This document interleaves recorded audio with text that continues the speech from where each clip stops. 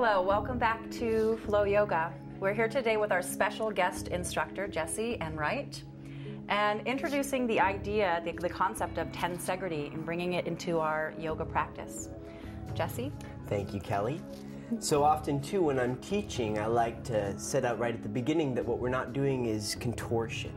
And when I see contortions in their bodies, what they'll do is leverage into the bones and jam their bones together. It's performance. It looks amazing, but it doesn't feel, I don't think, very good. So what we're going to do now is move through some postures, move through some lunges that I teach in my classes, and try and keep this sense of balance where the bones are centered and floating through them. So let's find our breath first. Let's bring our hands to Namaste. Let's feel the domes of the hands, the fingertips, the pads of the hands so we can feel this. Hands are perfect tensegrity models.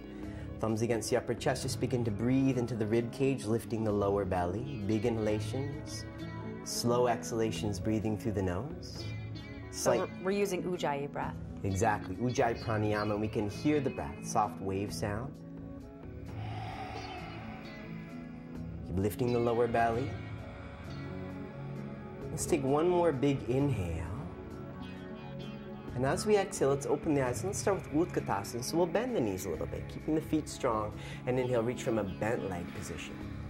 As we exhale, let's fold, lifting the sitting bones to the ceiling, nice opening through the hips, hands on the floor. As we inhale, we'll lengthen long spine. We'll find those domes, that tensegrity and strength in the hands as we move to upward push-up. Now let's hold here for one inhale. If you need to bring the knees down to keep the balance, the strength in the core, you can. And as we exhale, let's lower to the belly. Let's just spend 2 breaths here quickly to find what we're looking for in upward dog. So the body's going to look for an easy movement, a hinge in the body to shift. And we don't want the bones to collide. So let's protect the hinge of the lower back by lifting the lower belly and creating almost a tuck through the tail, lengthen the lower back. Let's begin to lift the chest, squeeze the elbows in, begin to lean into the fingers, and as you inhale, coming into a gentle movement of upward dog without letting the bones collide. And then as we exhale, let's go slowly into downward facing dog. Let's just spend a moment here. One breath, a big inhale, exhale. So what we'll do now for our first lunge is let's look forward, and as we inhale, bring our right knee towards the chest, bring the chest forward, and step the right foot right up between the hands. And we're going to stay on the ball of the back foot, keep the back heel lifted. Let's lean into the right leg. We're going to hold here for 5. So as we breathe, as we feel weight in the body, as we wrap the elbows in, we're giving the bones space. We're giving it back that feeling of tensegrity, of float to the body.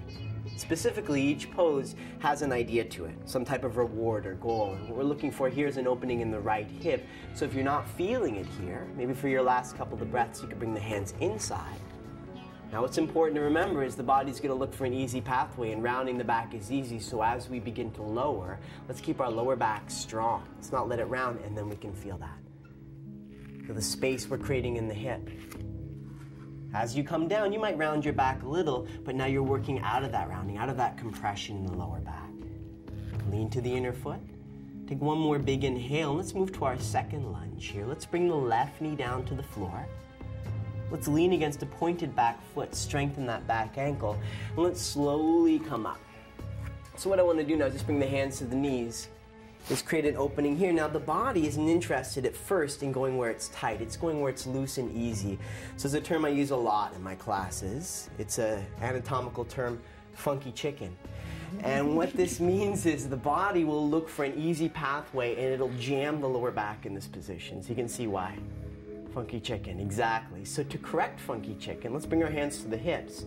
Let's take the pelvis and let's rotate the pelvis. It's a little bit like tucking the tail. It's more about space and length, but that works for most people. Bring your hands up to your lower front rib cage and encourage your lower front ribs in. In a way, too, with tensegrity, we're centering the bones within the musculature, giving ourselves strength where we're weak, opening where we're tight, and we're keeping the body safe where we're normally compressed. Just let your arms come to your side. Let's take a couple more breaths. So what we should be feeling is a big opening through the front of the left hip. And if we want, we can let the body lose that feeling of balance and strength, and we can let the body go to funky chicken for a moment. I don't think you're going to like it much. Let's do our final lunge. With the next exhale, let's bring the hands down. Curl the back toes under.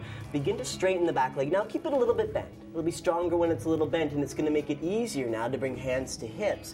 We're going to come up with a correction of that funky chicken position.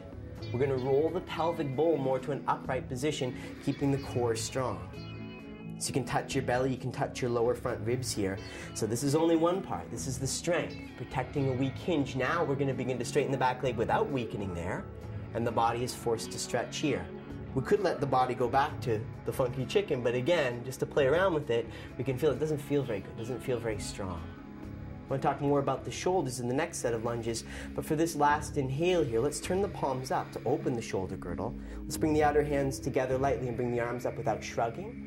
And as we exhale, let's exhale. Let's bring the hands down. Step back. I'd like you to hold here for one inhale.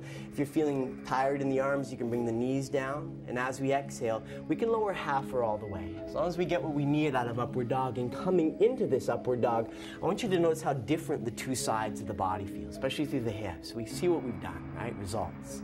As we exhale, let's move into downward facing dog and do the other side.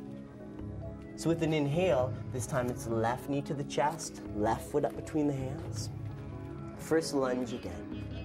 Bending the front knee, wrapping the elbows in. So as you guys hold this lunge or even come inside if you like and begin to lower, I just want to talk about the idea of shrugging. So a lot of people come to yoga for this type of tension alone. In fact, the rest of my body could be completely relaxed. But if I'm shrugging my shoulders, I look tense. So to get out of that shrug, we'll create a rotation in the arms. We'll take the arms and we'll roll the elbows till they point back. And I'm going to call this from now on cat elbows. Right? Because cats when they walk or dogs when they walk, that's where their knees or their elbows or their front legs point.